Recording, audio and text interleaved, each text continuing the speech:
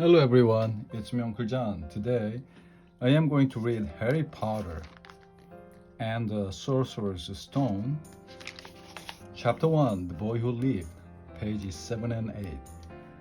Mrs. Dursley came into the living room carrying 2 cups of tea. It was no good. He would have to say something to her. He cleared his throat nervously. Petunia, dear, you haven't heard from your sister lately, have you?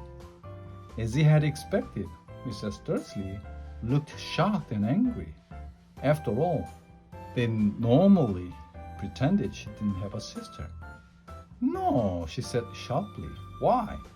Funny stuff on the news, Mr. Dursley mumbled. Owls, shooting stars, and there were a lot of funny-looking people in town today. So, snapped Mrs. Dursley. Well, I just thought maybe it was something to do with, a crowd. Mrs. Dursley sipped the tea through pursed lips. Mr. Dursley wondered whether he dared tell her he would heard the name Potter. Decided he didn't dare. Instead, he said as casually as he could, "Their son would be about Dudley's age now, wouldn't he?" "I suppose so," said Mrs. Dursley stiffly. What's his name again? Howard, isn't it? Harry. Nasty common name, if you ask me.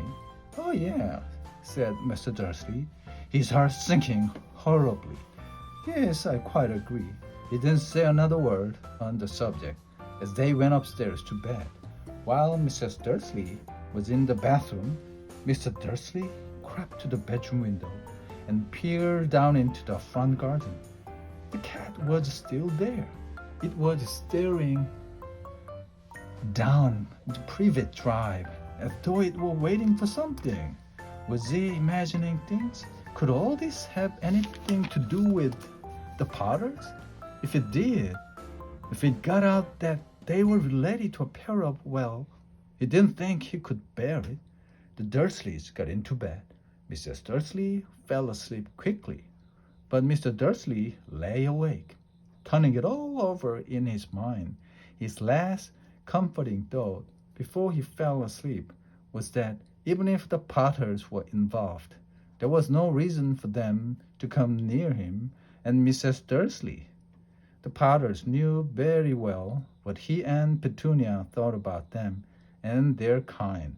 He couldn't see how he and Petunia could get mixed up in anything that might be going on.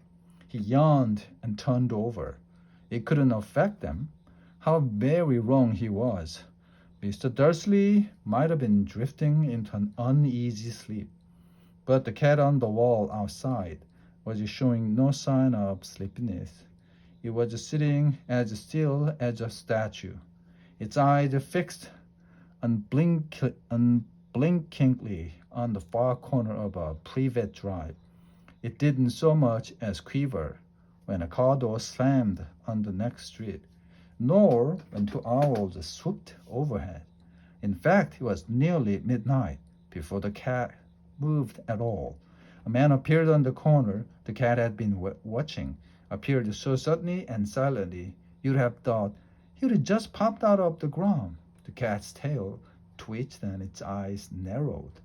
Nothing like this man had ever been seen on Privet Drive.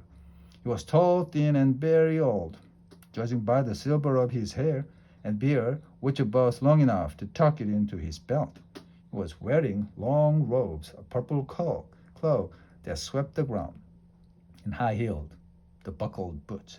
His blue eyes were light, bright, and sparkling behind half-moon spectacles, and his nose was very long and crooked, as though it had been broken at least twice. This man's name was Albus Dumbledore. The end.